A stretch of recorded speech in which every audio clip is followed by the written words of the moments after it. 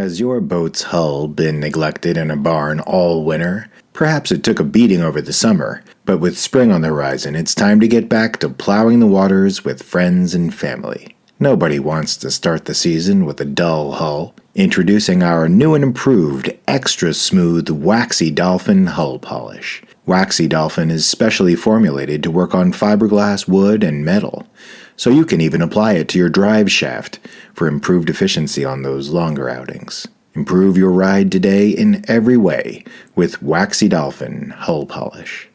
Go out and grab a bucket or two of Waxy Dolphin hull polish and liberally apply a coat below your waterline.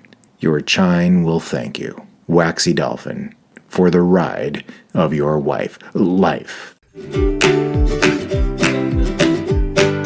Yo ho ho, it's time for the Bodie Show.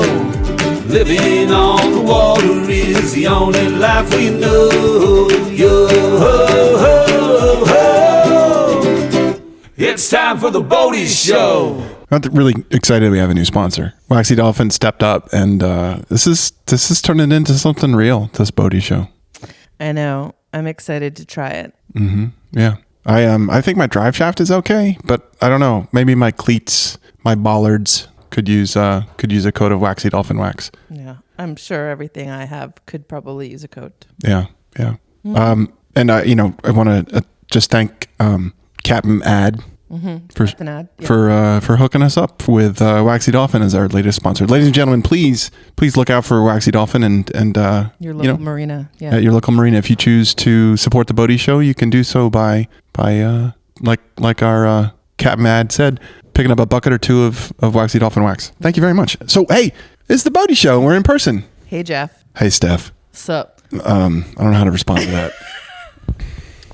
You have teenage boys. Yeah. Well, I have one. Does not mean you should respond like them, actually. I have one. Yeah. Do you want to talk about where we are? I'd like to talk about where we are. We're not with our teenage boys. No, we aren't. We're in Vermont.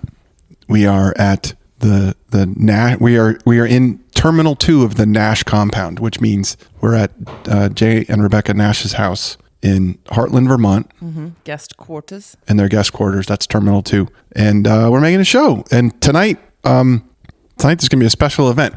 What day is it? It's Monday. It is Monday. Yep. We're recording Monday. This will release sometime this week on my new laissez-faire release schedule. Yep. Schedule. Probably sooner, but maybe not. Who knows? Yeah. And whatever. Yeah. It's a weekly episode. It's a weekly episode. But yes, tonight, what are we doing tonight?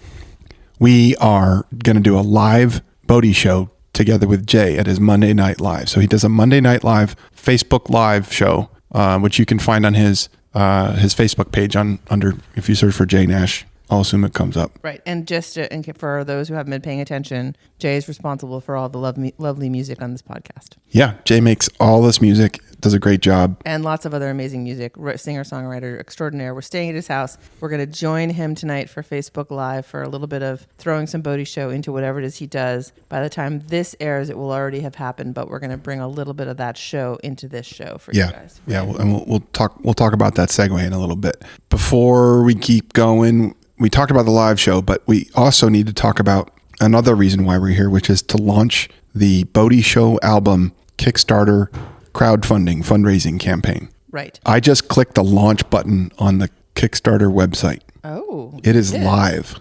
Well, congratulations to everyone then. Yeah. Fabulous. Do you want to talk about, so how do we sum up for everybody exactly what this is? This is a Kickstarter. Everyone knows what that is. But what we're doing is we're trying to broaden the joy of the happy music that's been created for this show and make a little bit more of it with Jay's help. Yeah? Yep. So the Bodie Show album will be 5 original yacht rock style songs inspired by the show, the Bodie Show podcast. Mm-hmm. It will be yacht rock style, meaning what is yacht rock style? I mean, it's music with it is specifically what are the words? It's like You're the fan. I know, I can't remember how I'm getting spicy. How they describe it. It's like It's like really not laid back. It's like smooth. Oh, it's smooth. Yeah, it's really smooth. smooth. It's kind of vacation. If you don't know what yacht boaty. rock is, then you probably don't even care at this point. Okay, yeah, that's another way to put it. Yes. So Michael McDonald, Christopher Yeah. Cross, Yeah. early Kenny Loggins. Yeah. I've lobbied that Danger Zone by Kenny Loggins should be considered yacht rock, but I've been shot down. Ugh, certainly not. Anyway, but yes, but to the point here is this is a boaty show, and the yacht rock seems to be a nice kind of combination. Even though you're a little resistant so far, you've shown a resistance to yacht rock, but you love the yacht rock style Yeah, so music that Jay's put together for this. So the boat of the week theme is going to be, that'll be extended into a full length song. That's at a minimum that'll be extended into a full length song. Delightful. The rest of the songs are going to depend on our fans, the listeners, you to support through the Kickstarter. So there are a bunch of different levels. There's a level where you can actually name a song. You could pick a lyric or just a title and name a song. That's an upper level. The uppermost level is a live show where Jay, Steph, and I will come to your house, your place of business. Jay will do a concert. We'll record a show together with you, your friends, whoever, your frenemies, and that'll be pretty wild. There are tickets to the live boaty show that we're going to do as part of one of Jay's concerts this summer. There is A hat. there's a hat. This really friggin' pretty sweet Richardson 112 trucker hat, or the navy blue dad hat. There is, what else is there? There's a bunch of them. If you don't have a lot of money to give, if you're a student, if you're a younger demographic liaison, there's I think it's $5. You can get some stickers and you can nominate a song to include in a collaborative sort of community playlist that we're going to put together for everybody. So, you got a favorite song, you want to listen to it this summer as part of a playlist, kick us $5. We'll send you a bunch of stickers, a temporary tattoo or two, and tell us what song you want on the playlist, and we'll put it on there. We'll have a Bodie Show playlist all together. I did not know we had temporary tattoos. Yeah, they're 1-inch temporary tattoos. Can I please have one? Yep, I'll get you one right now. Thank you very much. This is the last one. Okay, well, If anybody else wants stickers or temporary tattoos, I'm so into it. kick us $5 through the Kickstarter, or just reach out and we'll just send them to you. Yep. Okay. All right. All right. It's exciting stuff. Oh wait, so basically people should just go to Kickstarter. Just Google Kickstarter Bodie Show, right? Yep. Google Kickstarter Bodie Show, email us, and or go to Kickstarter.com and search for the Bodie Show album, and we're really excited to see if we can pull this off. Jay's all lined up. We've got the time scheduled, blocked. There's a window for him to record. We're writing already, and we think that the listeners will really enjoy this, and it'll be just a lot of fun for all of us. There we go. Hey, cool. All right. Can't wait. We got sponsors. We got an album. What else is there? Really? Are we done? Is it the whole show? That's The not wrap? it. No. Next up is Boat of the Week. So we haven't heard this. We actually haven't performed this yet live Yeah. on Facebook Live, but we're gonna cut right now to an outtake or a couple of segments from the live show that we're gonna record later tonight. Enjoy.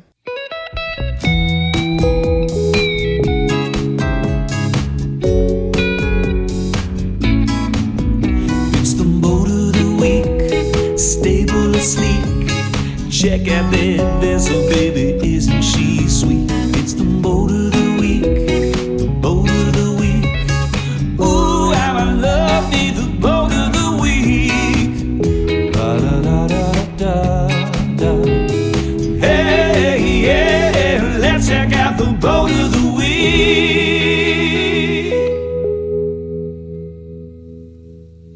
All right. Magical. Those were some sparkles. there was so much joy. Speaking of like pure joy, there was pure joy in Jay's plans to create that little gem, that sparkly gem that he created for us this afternoon. So this boat of the week, how did we come to have this boat of the week? Like, Well, this came about because I was driving here to Vermont from my house at the river, and I came through Rouse's Point, and then there's it's kind of a weird drive. It is a very weird drive, but then all of a sudden you come out and you're just, and it's Rouse's Point. Then you see Mount Mansfield.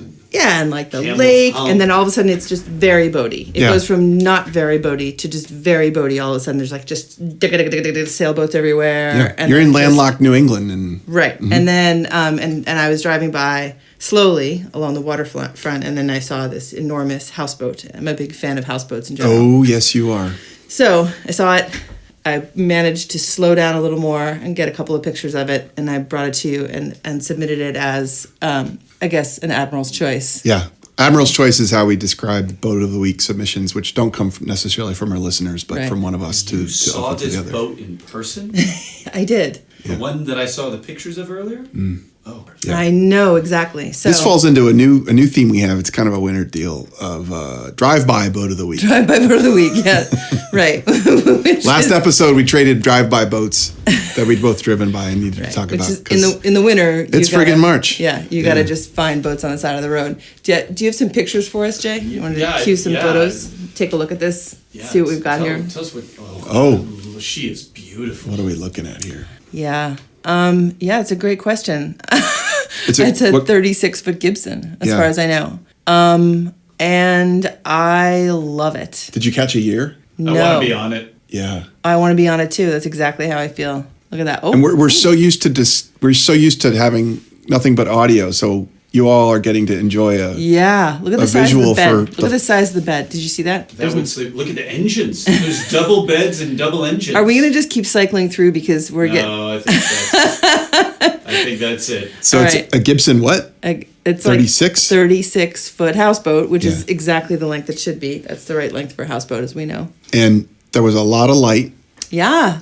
I mean, and there was like a lot of bed situations, right? There's like the little berthy things. Right. I loved the interior. Very wood wooden. trim, but all wood. You prefer? We discussed this last episode. You prefer all wood, not do. wood trim around white paneling or that kind of thing. Yeah, I loved it. I love the inside. Right. I want this boat. I could put everybody I know on it. You know a lot of maybe people. over the range of a week. Yeah. So, guys, the tip jar is open right now, and all proceeds are going to go towards making a valiant attempt Buy the Gibson. to put Stephanie in this boat with all of us and all of you. all of her friends, Yes, everyone is welcome. near, far. Surprise! That's actually Virtual. what we're doing here. This. It's a fun drive for a new place to Yeah. live/boat. Yeah, it's beautiful though, isn't it? Isn't it lovely? I'm gonna call that as a 82.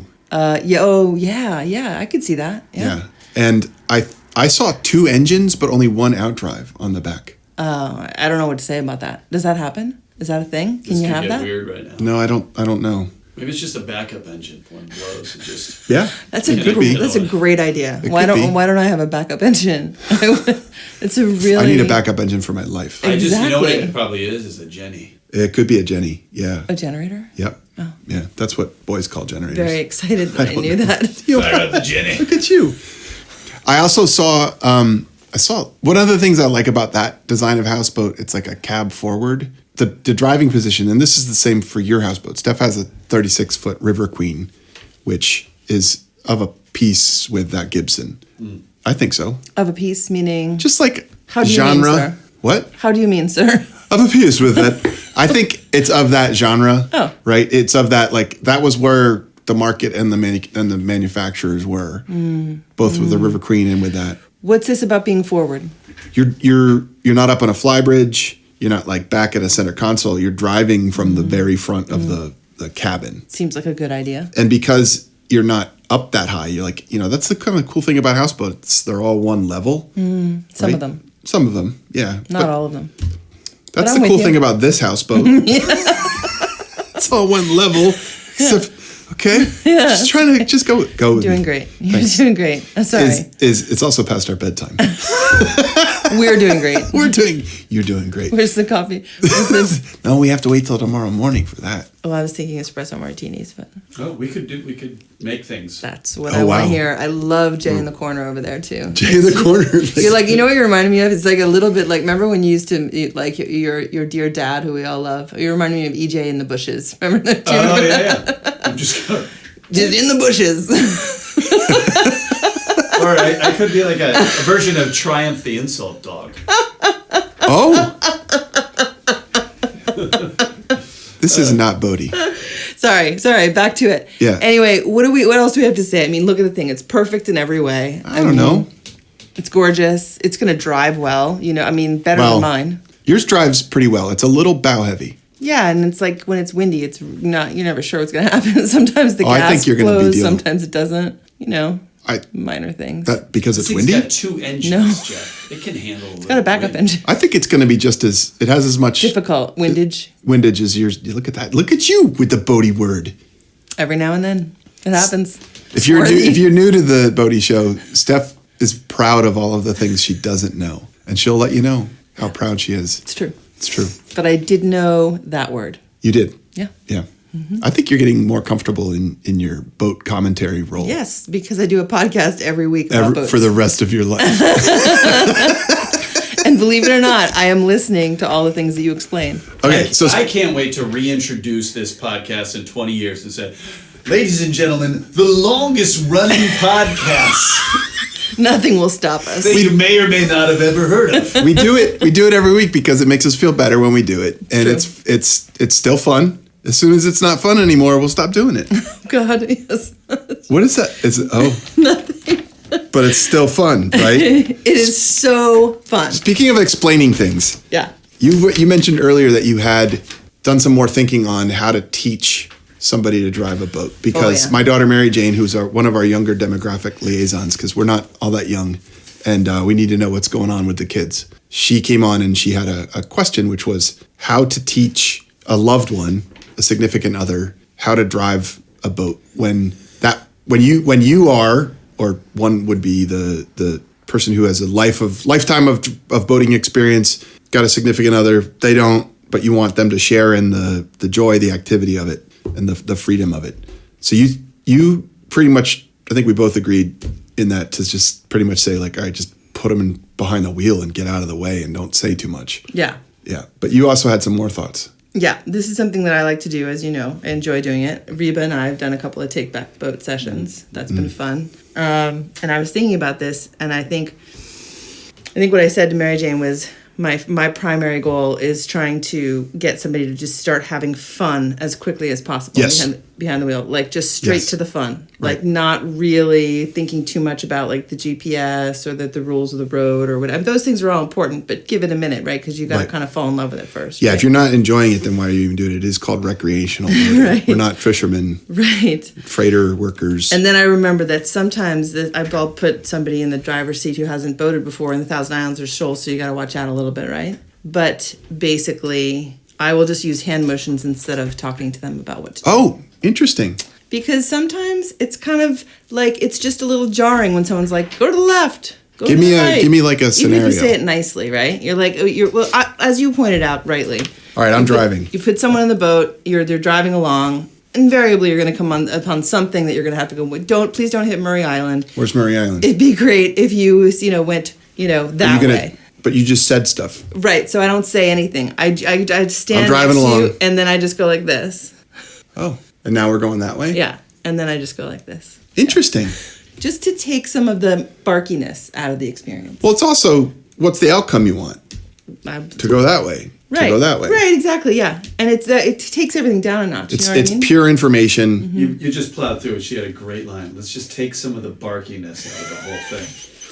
You don't want a lot of What do you think, Jay? Yeah, I think you don't want a lot of barkiness in your boating. I think that's a good call. I'm gonna keep it out, right? It's recreation. Let It's it stay nice and chill. It's pleasure boating. Yeah, we it's call it pleasure pleasure boating. So why bark? Just offering that out there. into Unless the that's your world. thing. It's something for everyone. We've got some feedback from the audience here. Oh. We do. Well, a couple things is when Julie says it's super annoying when someone points.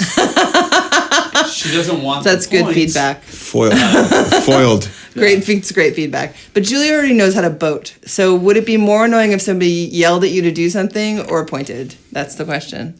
And there's also how you point. You had a nice sort of gesture, Yeah, but I think which is different than which or I've done. what's I've happening actually with done. Julia, which is like, look out for that thing. I bet that's what she's responding to. Yeah.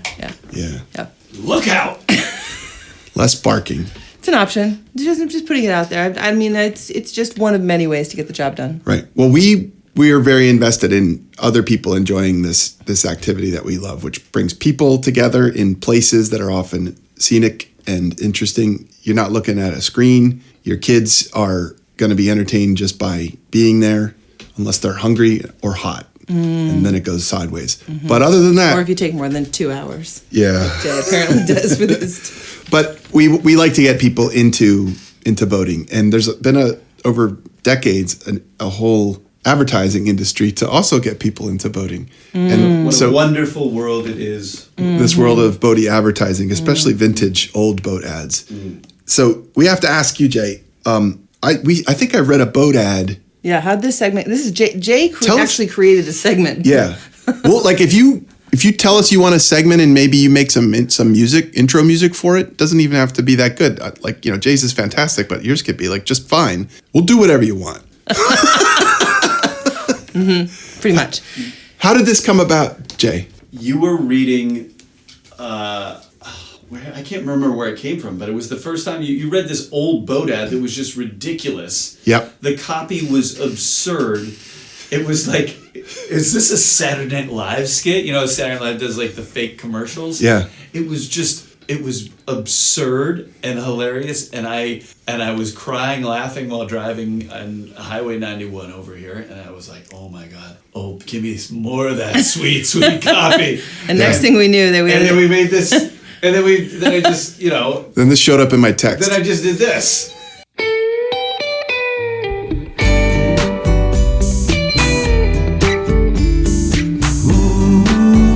Ooh, sweet copy, I just gotta get them all of that sweet, sweet copy.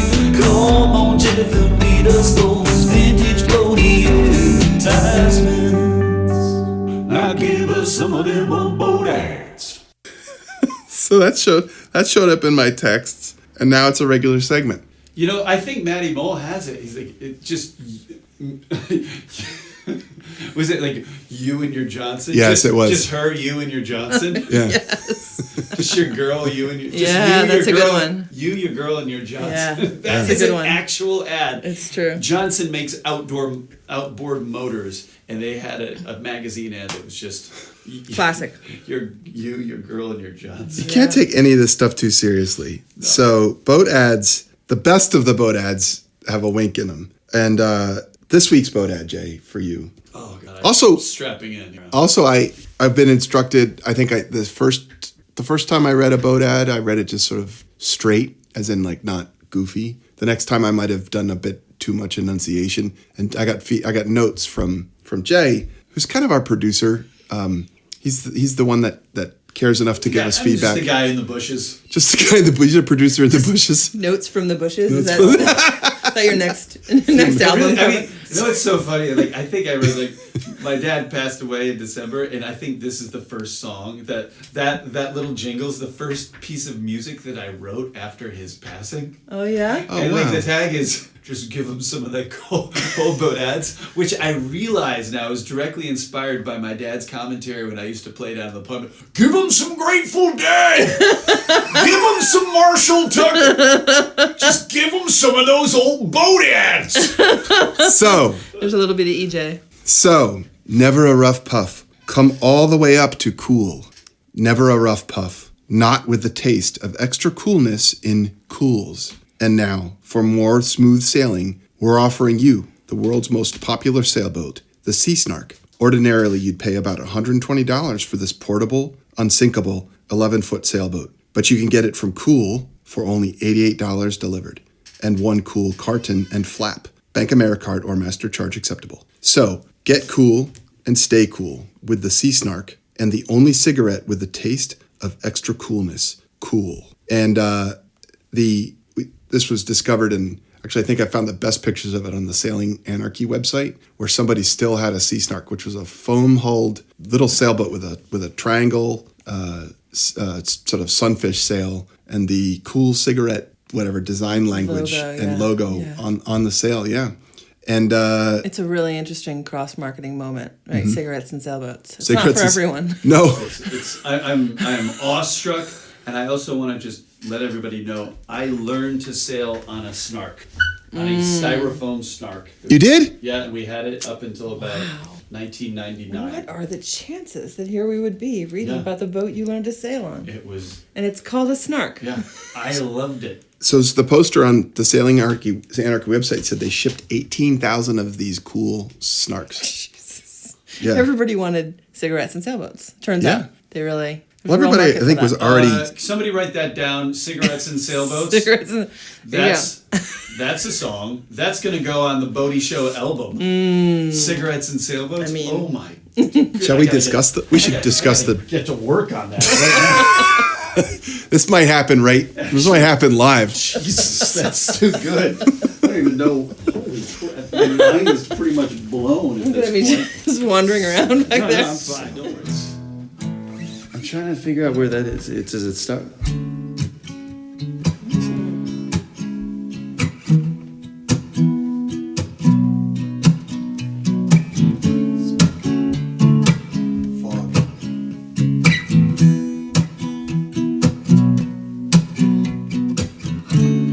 Cigarettes and sailboats, I like it a lot.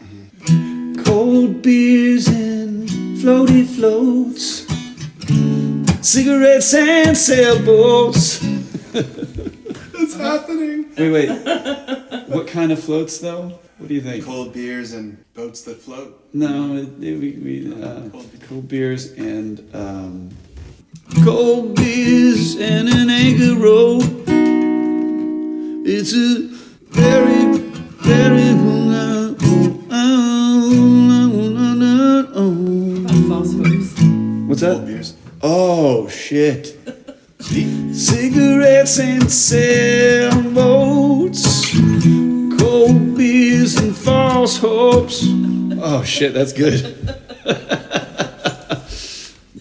We're always recording. That's the thing. This is a live studio. It's happening now. And we are back. Here we are. I'm sure that was fun. Yeah, it was great. All right, what's next? What's next is a new party trick I learned. Oh, I'm going to do it now. okay.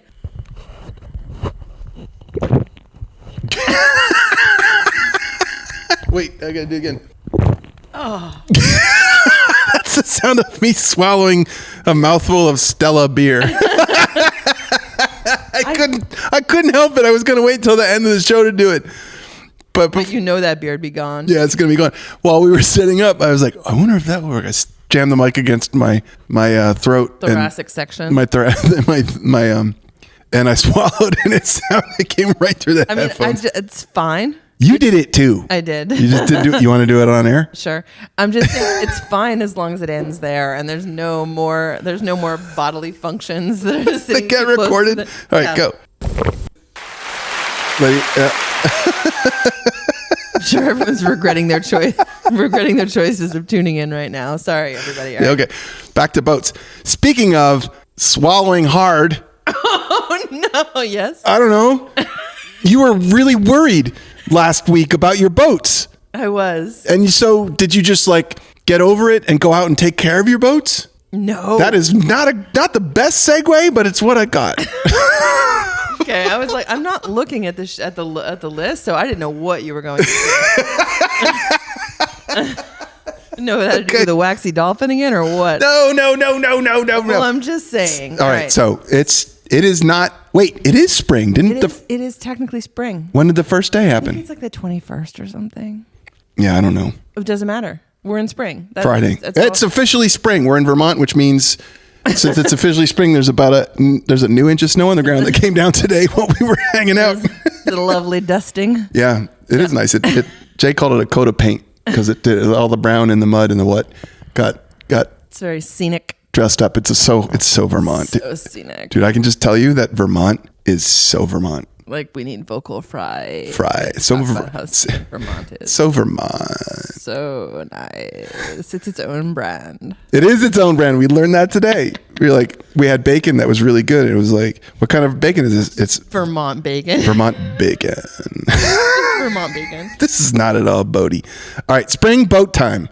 Okay, what do we have to talk about that? Like, What's the stuff we have to do? It's good to make a list of must, have to. Well, as discussed last week, I definitely need a battery, and I have not acquired one yet. That's one thing. Yep, must. Because you're not going to get the boat started without the battery. Right. So I need to put on a battery, and I should definitely do some changing of oils in my multiple boats. Is that must? I don't know. I mean, you tell me. I'll go another year without doing it. No.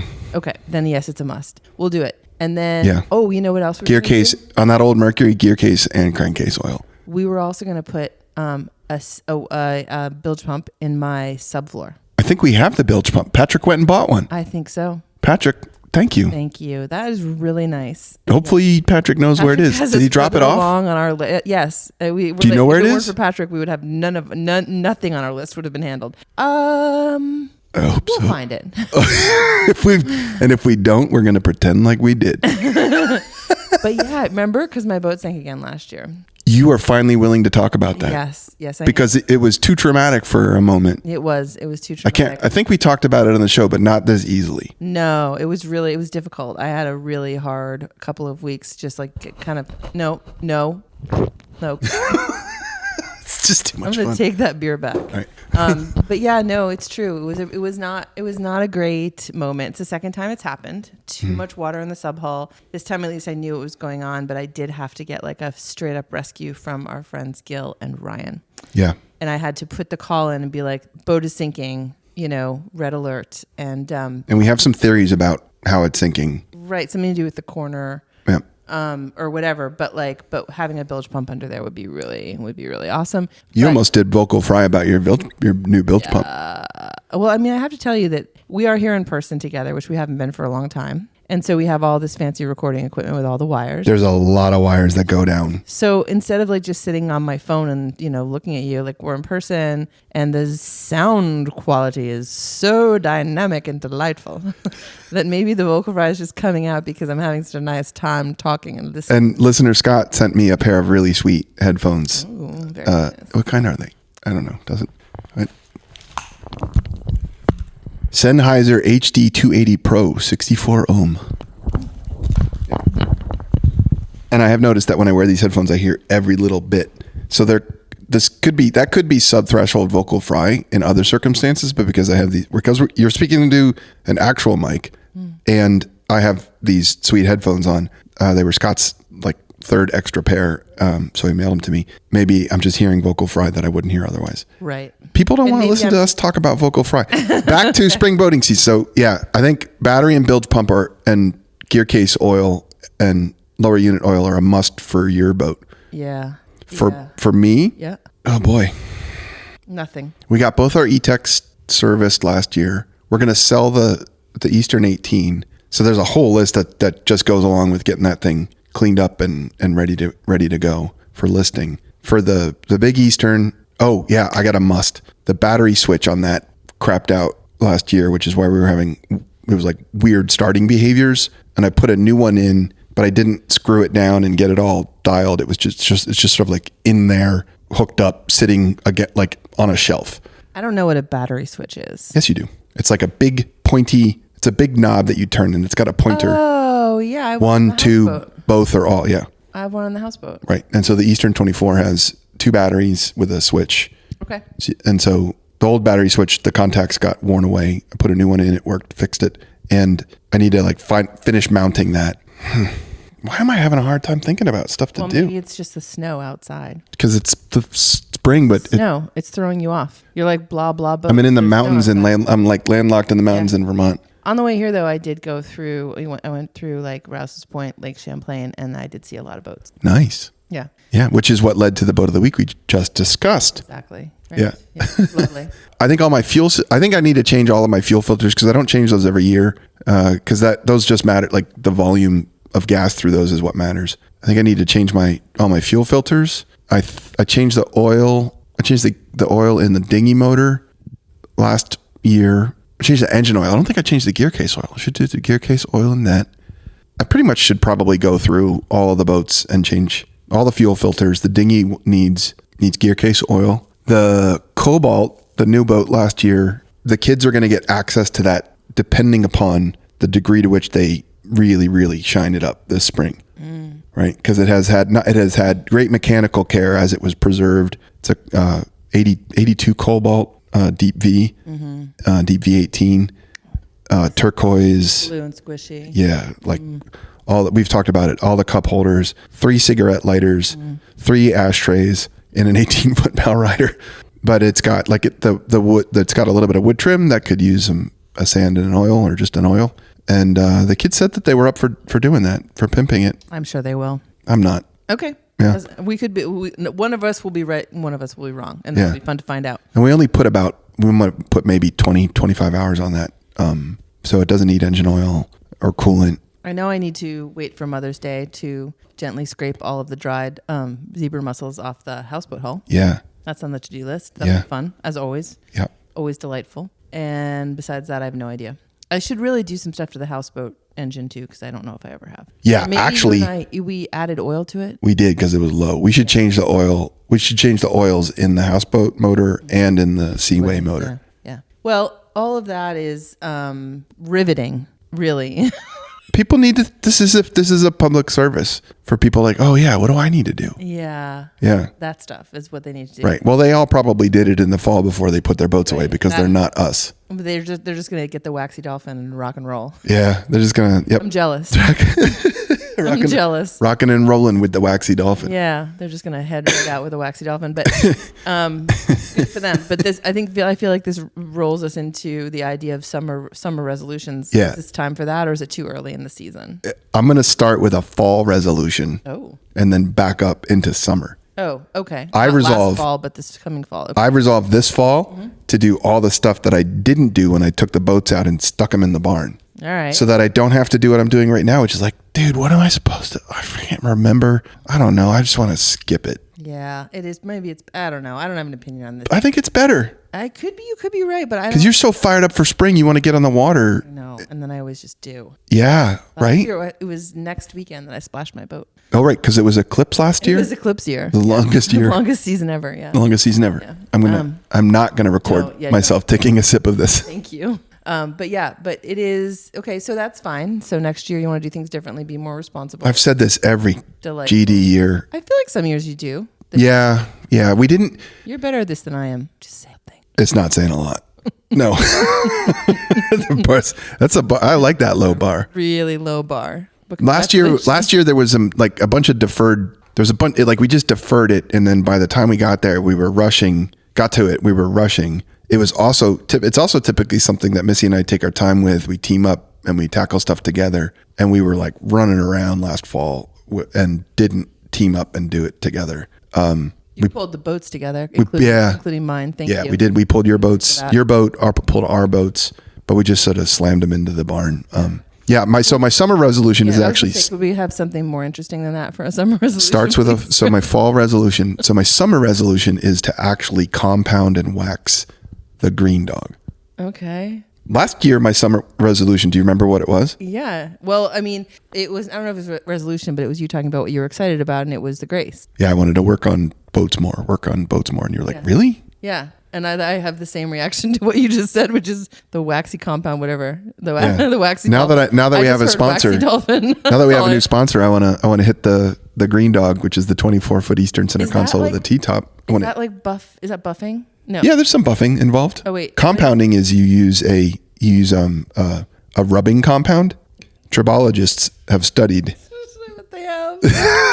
Tribologists. This is a callback to tribologists everywhere. This is a call. If you're new listening to this, in the depths of winter when we had nothing really to talk about, Steph has been going to curl in Canada every Wednesday, and so we had This Week in Curling as an episode update. And Steph discovered that there are scientists who study they must study all things that rub. The science of rubbing. Yeah. It's called tribology. Tribology was which is connected to curling. Because the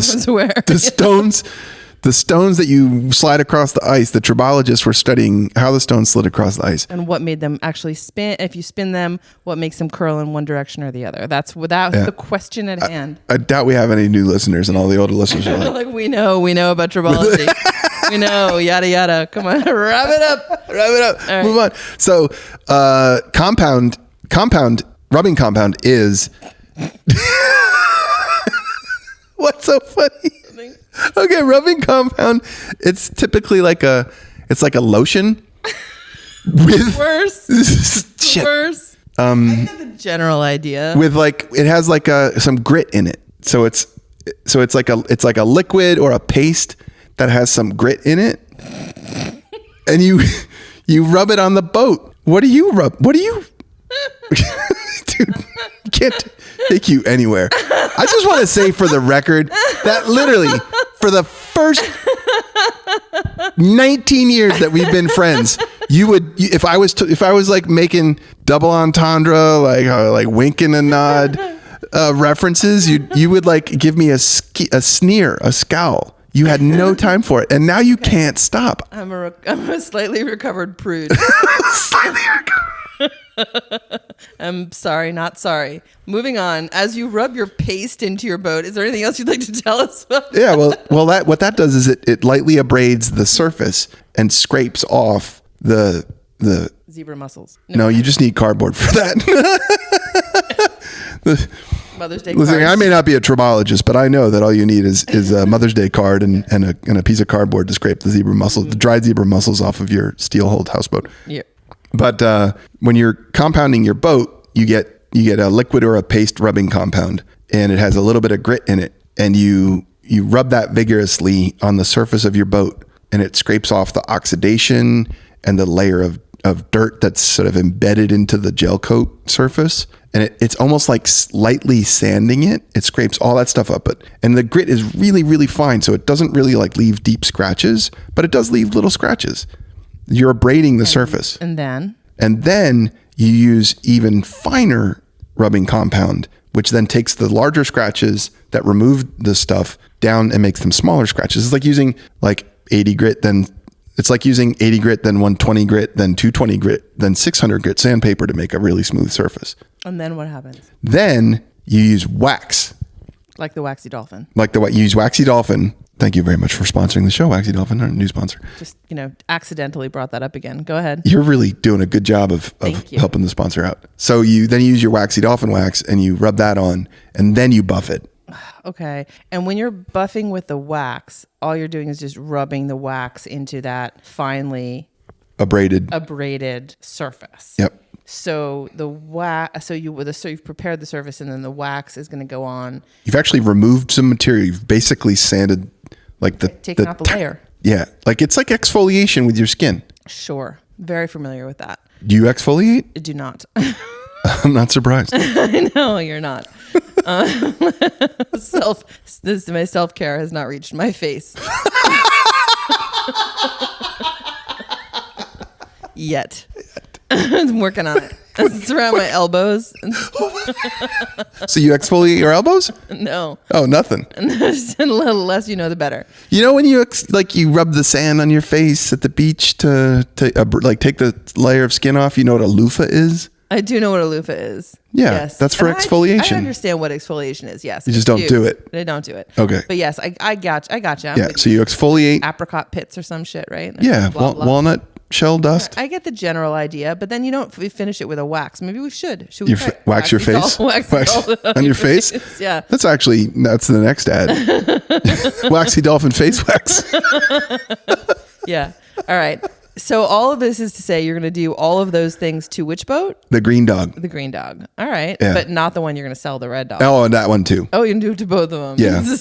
And the kids are going to do it to the Cobalt, which we're all going to start tomorrow, clearly, because it sounds like a lot of preseason work to me. Yeah. And I'm in crew jail now, so I can't really get to that until like later in May. Yeah. You're going to have to work on that. You got some problems. With the crew jail? Yes. I mean, you don't have time for both of those things. You can't be like waxing everything and then also like rowing everything. That's too much. Waxing and rowing. What you should do? You should actually make your whole crew team just come up. No, I can't. But why? No, that's child labor, and there's like so many controls, and yeah, we'll talk about that later. Okay. All right. Sidebar. All right. Sidebar. I feel like summer sounds like hard and a little boring. Could we think of some resolutions that would be more fun? You can. Okay, I'm going to swim every day. Nice. Oh, that's what a summer resolution is. Well, it can be. I mean, you can also do horrible waxing things every day if you want. But what was my winter resolution? Did I have one? one? You have had a bunch of insane New Year's resolutions that are the opposite of everybody else's. Like, Jeff, hey, what's your...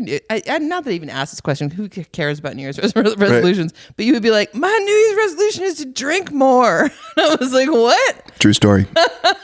You were like, I can tell I'm a better parent when I drink more alcohol. No, I alcohol. didn't say that. Okay, something like that. I don't know what you said. No, I was like... It was at least 7.5 years ago. It was a period of my work life where I was coming home stressed a lot. Like I had hit some new level of responsibility and whatnot with my job. And I was like, don't people come home and have a drink to relax after a stressful day at work? Maybe I should do that. I'm really stressed out. I love that was your resolution. And I tried it. It didn't work out. So I can't remember what the other one was. There's the next year you had one that was just as absurd. It was the opposite of everybody. You're like, I'm going to gain 70 pounds. Or I don't know what you were like. I'm never going to exercise again. I can't remember what it was, but whatever it was, I was like, you are my hero. No. The drink more one didn't work. I don't, other than this Stella, which you've been listening to me swallow. Literally been listening to it go down your gullet. Other than the Stella. Ew. Yeah, which is going okay. Alcohol doesn't do good things for my serotonin levels. So how about a fun you're going to swim every day. Jeff? What? How about a fun resolution? Listen, it was on the list, so I'm making you do it. And you don't have to do it right now. Look at me. You can think about it if you want and come back to it later. I want to swim next to the houseboat where the current is really strong. It's a good place to swim. You and I did this a few times. Yeah. You can swim into the current and make almost no headway, or at least if you swim slowly enough. Right. For me, that's actually max speed. To be clear. Max speed, and you stand still like it's like an infinity pool or something. Yeah. It's not. It's just the river. But you're just swimming against the current, and it's kind of fun. And you just but if you try really hard, or if you have flippers on, and you're me. My resolution is to sail once a week. Oh, well, there it is. Excellent. I like that. Okay. Cheers. I also want to sail, and I want to sail with my boys. You've said that for decades. I know. I don't have a sailboat, and it's hard to make it happen. It's hard to make it happen. You have no end to access to sailboats. I believe you. It's tough to see resolutions. You picked a good one. Just swim every day. Yeah. Because that'll make you happy. I think it's going to be... Every day, like 7 days a week? I have to tell you, it's a tall order. It's very unlikely, but I would like to do it. Also, I'm going to go back to driving the houseboat every weekend, because last year I kind of slipped on that a little. Did you drive it more the year before? Yeah. 2 years ago, I was like, I'm driving this thing every weekend, and I had a destination, and I had a co-pilot, and I was like, made sure I got out there and got really comfortable driving it. And then last year, I did it just a few times, but mostly I didn't do it, and I noticed the difference. Well, last year, there were a lot of fuel system issues. With the houseboat? All of the ball squeezing. Yeah, that's true. No, fuel bulb. The fuel bulb, yeah. Yeah, you're right. And then we figured that out. You figured it out. Did I? Yeah, you did. I remember going back there and squeezing the fuel bulb a lot. But was it a bad fuel bulb? No, it was something else. Oh, was it the fuel filter? No, it was simpler. But neither of us remember, because summer is a long time ago. Also, we're older. Yeah, we're old. Older than busted. dirt. Yeah. And not remembering things. Now, the only way I can talk about time now is there's right now, and then there's before. Okay, what about the future? Or are you not going there? No.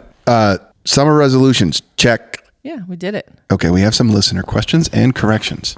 Scott, thank you, Scott. Headphone Scott, gave us some more information. It's not a question or a correction. Correct. But the boat of the week candidate last week, which is the hammered molded lapstrake fiberglass boat. With half a windshield that was broken. Yep. That was a drive-by boat of the week. Boat of the week, yeah. Contestant is actually oh shit.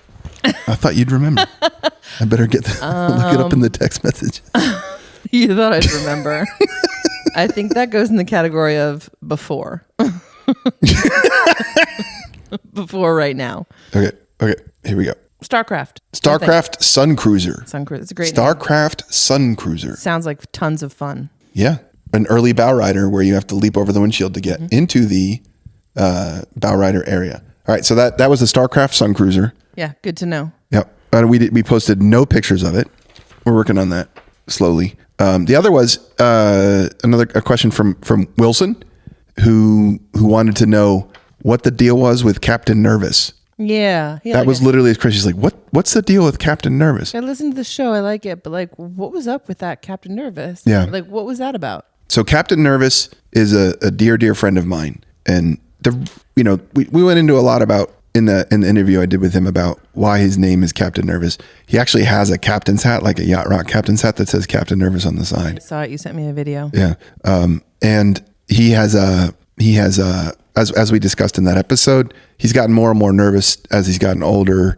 And so we just started calling him Captain Nervous. But he was on the show because I was hanging out with him along with a bunch of my other dearest friends.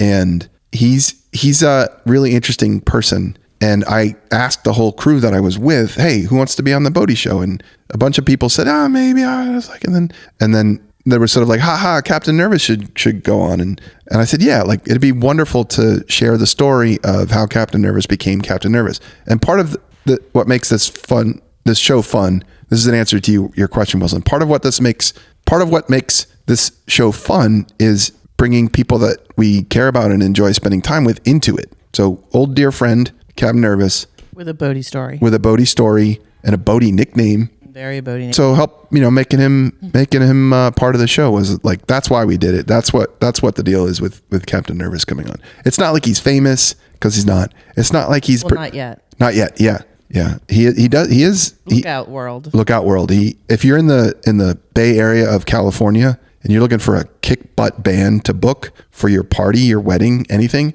look up the Love Handles. They have a set list that'll knock your socks off. It's probably a 10 or 15 piece band with backup singers and dancers and multiple horns.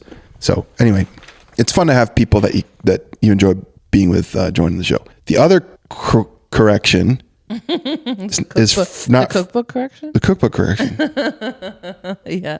Which was that we've been talking about this cookbook for a while. It was a St. Lawrence River based cookbook. It had to be sort of come from the Point Vivian area, and we've read a couple of heavily Jello based recipes, I think, from it over the last several episodes. And I kept saying it was called Cruising Down the River, because it has a big chart on the front and it's all about different people in different places submitting recipes. But I was wrong. I looked at it again and I was like, oh man, it's actually called Cuisining Down the River. Cuisining Down the River. And my brain just like skipped over that, just like saw cruising and like that. And then I looked again and I was like, oh, that's so much better. Cuisining Down the River. I don't know. That sounds like a summer resolution to me. Is to cuisine down the river? Yeah, I don't know what it means, but I think we should do it. Go to all the restaurants. Right. Stop by all the people. Should we have progressive boat dinner parties where we stop by different people and have different cheese on different crackers? It's a great idea. Yeah. And we'll send invitations by message in a bottle. Yes, exactly. That's exactly what we should do. It'll be hard to shop for that, though. What do you mean? Well, if you send invitations by message in a bottle, you're not going to really know who's going to show up. Like, who got it? Oh, man. I guess they'd RSVP. They just, I'm very excited about figuring out how to use messages in bottles and maybe cuisining down the river. But that's all there is to say about that. It's just that everyone should look out for this cookbook in your local thrift shop. Right. And speaking of recipes and cookbooks. Oh. Why do you say it like that? Oh. Why do you say it like that? No reason. I can't find. Speaking of recipes. This was a recipe submitted by a listener for sweet pickled beaver, a favorite here on Steele's Point in Clayton. So we'll go through the ingredients list first. 1 beaver, skinned and cleaned. 1/2 cup vinegar. 1 pound salt. 2 tablespoons soda. 2 tablespoons dry mustard. 3 tablespoons mixed pickling spice. 1 teaspoon cinnamon. 1/2 teaspoon ground cloves. 1/2 cup brown sugar. 1/2 cup dry white wine or apple juice. 1 cup pineapple juice. Juice and grated rind of 1 lemon. And so now with those ingredients in hand, we start by wash the beaver thoroughly with salt water, then let soak overnight in enough cold water to cover, adding 1/2 cup vinegar and 1 tablespoon salt to the water. The next day, remove the beaver from the brine, wash and cover with a solution of 2 teaspoons soda to 2 quarts of water.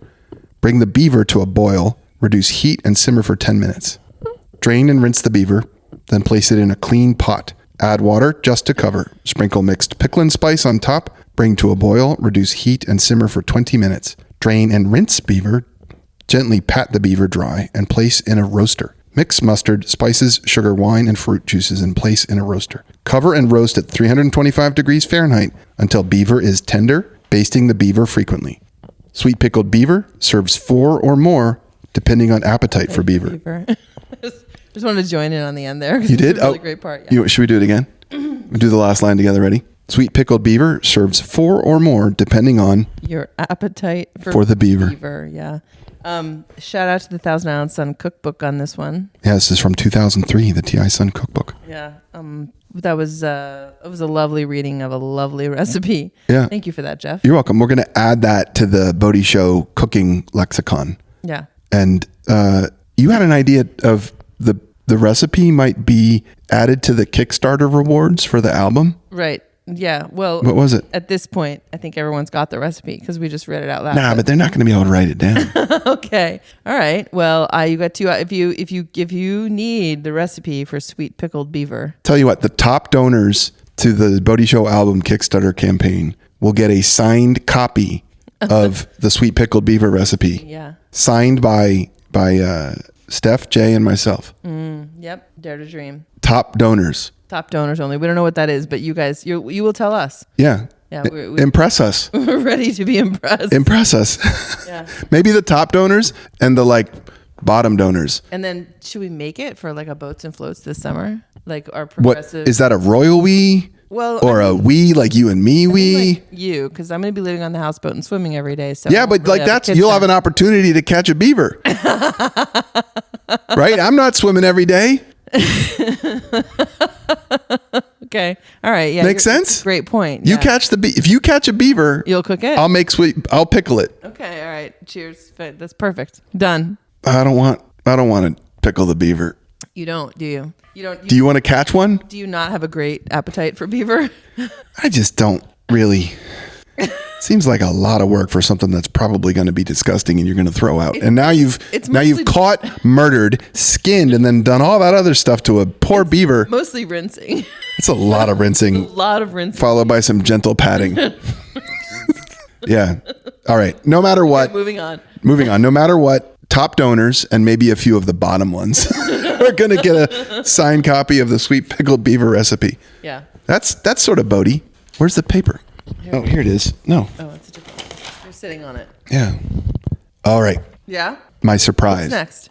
My surprise. Okay. I have a concept that I want to talk about with the listeners and you. Okay, I can't wait. Tell me what it is. So everybody is just like super psyched about old whalers, the original designs of the whaler. Low freeboard. I've thought about this. They were low freeboard. They were narrower for their length than the newer model whalers. They look great. Yeah. Dead simple. They last pretty long, all things considered. So I've been pondering a re-release of the classic Boston whaler. Okay. My issue with them has been a thin fiberglass hull on the bottom, a thin fiberglass hull on the top with foam in between. Yeah, you think they get soaky. Yeah, and and also it's like they're hard to repair. So I have this concept of having, instead of fiberglass, a stamped aluminum hull. So I was listening to some podcasts about modern automotive manufacturing, and they do a lot of they'll call it hydroforming, or they do these like really intricate rapid castings where they make like a really big part really quickly with no labor. And I started thinking about like with boats, it's this manual, fiberglass layup in a mold, and you pop it out of the mold, you do all this stuff, which I get, I think it's a very valid way to build a boat. But what if you could make a boat really simply? It wouldn't be a simple boat necessarily. So if you imagine like a 13-foot whaler, it's not that big, 13 feet long, it's probably 4 feet wide. What if you made a really big, like stamp, and you stamped out that hull? Okay. Like you formed it with a stamp. So you got a sheet of aluminum and a mold, a die, and you stamped out that hull, and then you stamped out the inner hull, and then you did the same thing that Whaler did, which is they would clamp those two things together and fill it with foam. Fill the void in between with foam, like very adhesive foam, and it would basically fill that void. It would glue those two surfaces together. The aluminum could be easily repaired. It would be more durable and resistant to cracking and getting water into the foam. Mm-hmm. And also when it came time to like, if the foam ever went bad, you could melt or chemically dissolve the foam and then put new foam into your two pieces of aluminum. Can't you do that with the fiberglass too? No, you can't. Because it would also degrade. It would also eat the fiberglass if you did. Yeah, I mean, by the time you're doing that, the fiberglass is pretty shot too. So, I mean, there are people who think basically that the aluminum would be much more resilient than the fiberglass. Yeah. Also, this idea of like stamping, and there's this other way of doing this is called hydroforming, where you basically use like super high pressure water or oil to squeeze a sheet of aluminum over a mold, and it'll take the shape of the mold. Okay. And So the good thing about this is that like a lot of aluminum boats, like the reason it's not a great idea is because rivets, etc., putting things together, right? Yeah. The bits that put things together. Yep. This is all one piece. Yep. So what about, I don't know, rusting? Aluminum is corrosion, doesn't rust. It'll never rust. Yep. Okay.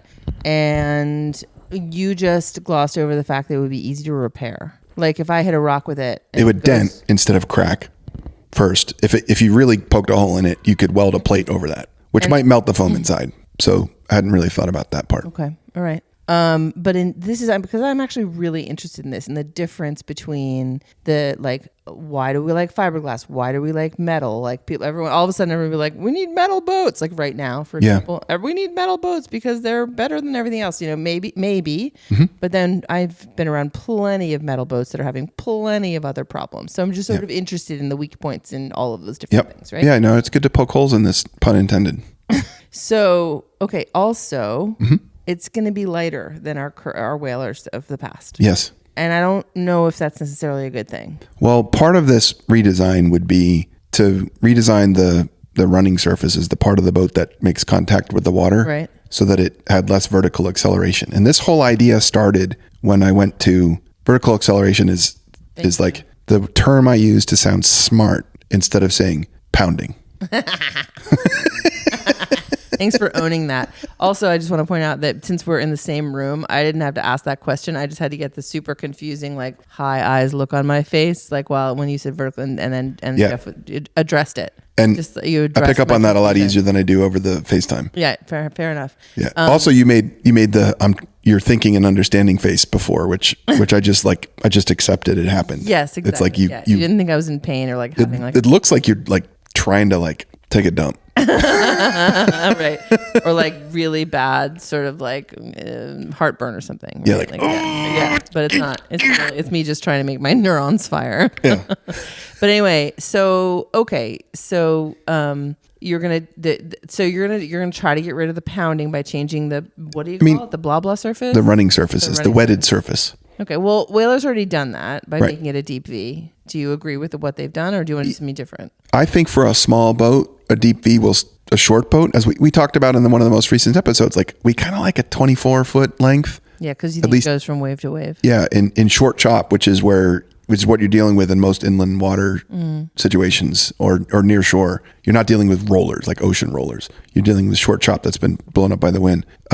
You want something that goes from wave to wave, crosses the tops of at least two waves. And so you're just not going to get that in a small boat. So therefore, you need something that so a deep V will still like launch into the air and land, but it'll land better. It'll land better. Yeah, land better than the tri-hull situation that we're the old whaler. But when Missy and I went out in the Rafnar boat, that thing did not pound at all. It holds itself down on the water. It doesn't launch up in the air. Right. And so I've been thinking about, I wonder how small that hull design would scale. Like, would that scale down to a 13?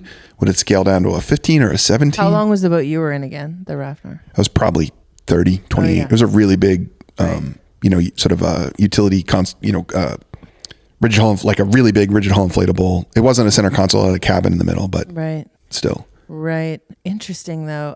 They scaled it down in models because they have a tow tank, which is a big part of how they designed it. A tow tank is like an endless pool that you put little boat models in, and you see how they go through the water, and you create waves, and you see how they handle the waves. And that sounds like fun. Yeah, right? Yeah. It's like a bath, everybody loved playing with boats in the bathtub. Yeah, bathtub. This is with math. Delightful. Okay, so do you know, I remember we talked about this a little bit when we did the Rafnar episode, but like, do you know exactly what it was that did hold it down? So it was a mix of a sub hull. So instead of a keel, which is just like a long straight, it looked like a big boat on top of a canoe.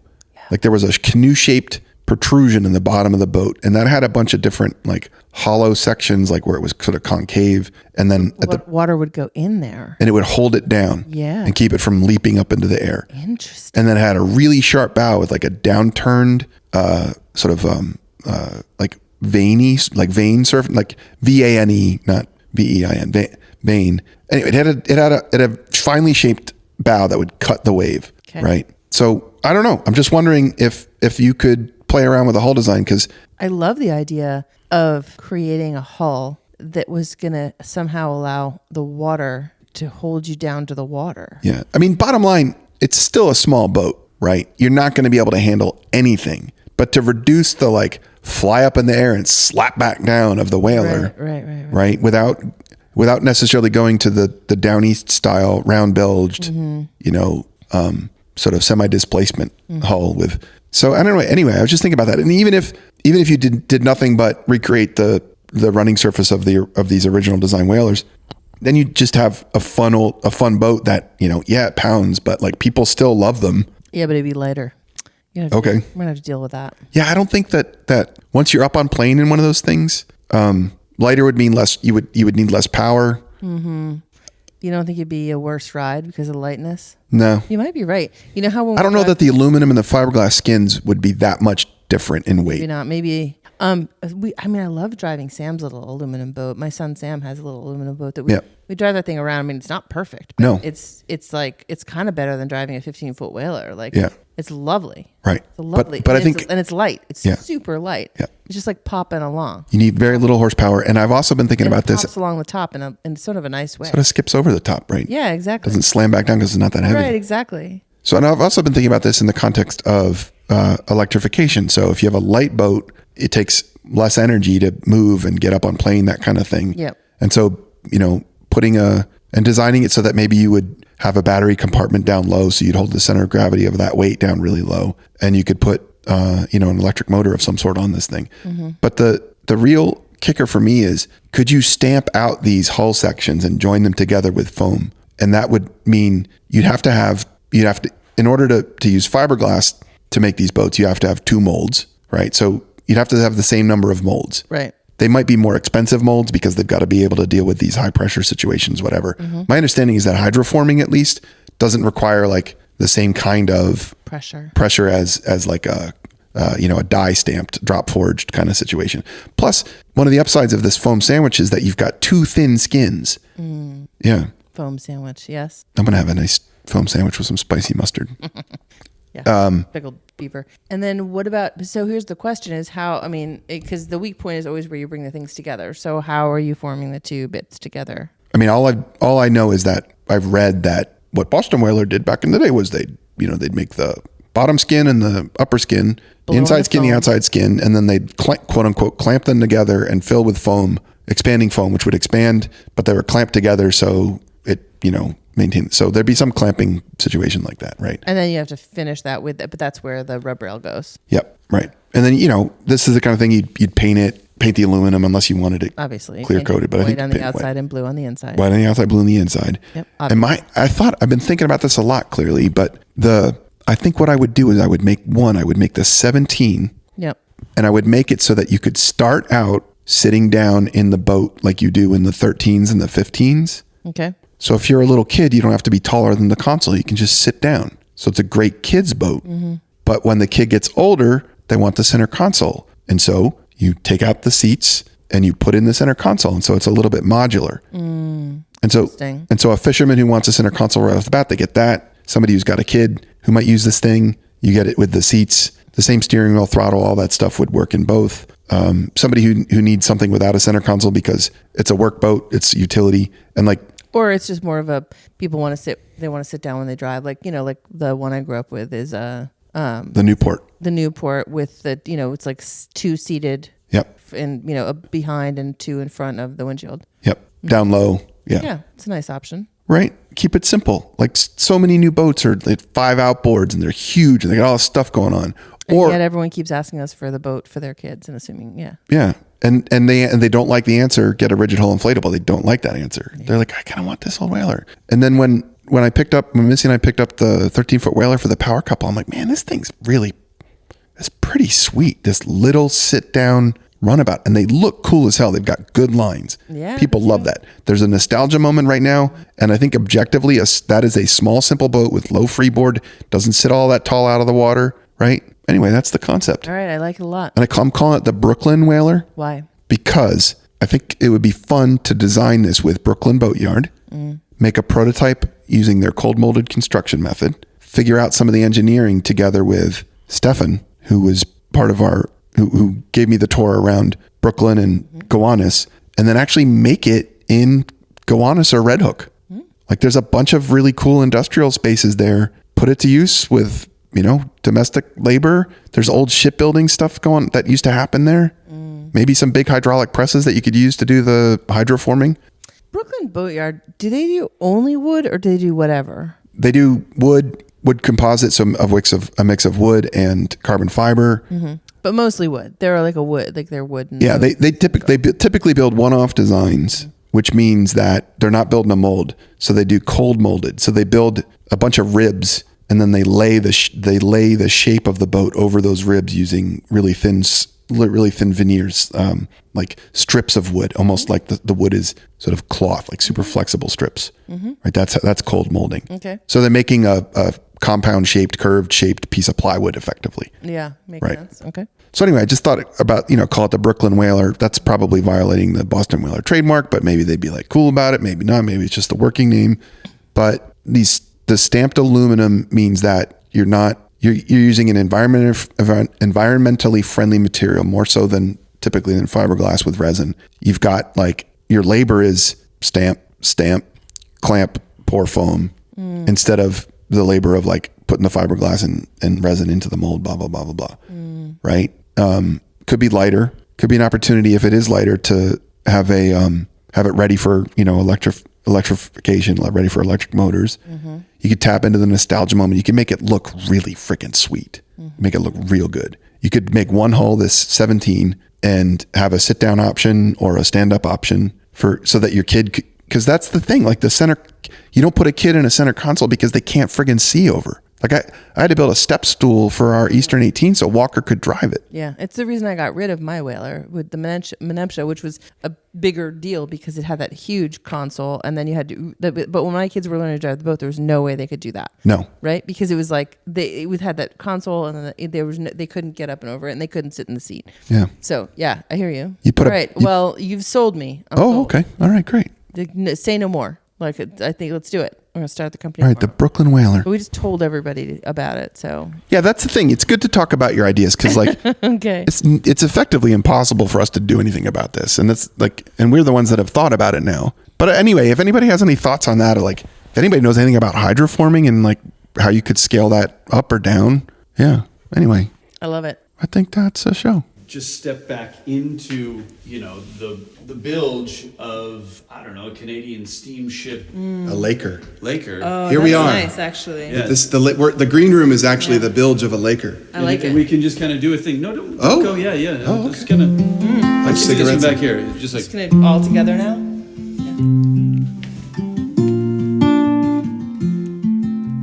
Yo ho ho, that's it for the Bodie Show. Pack your cooler, grab the lines, let's go, go, go.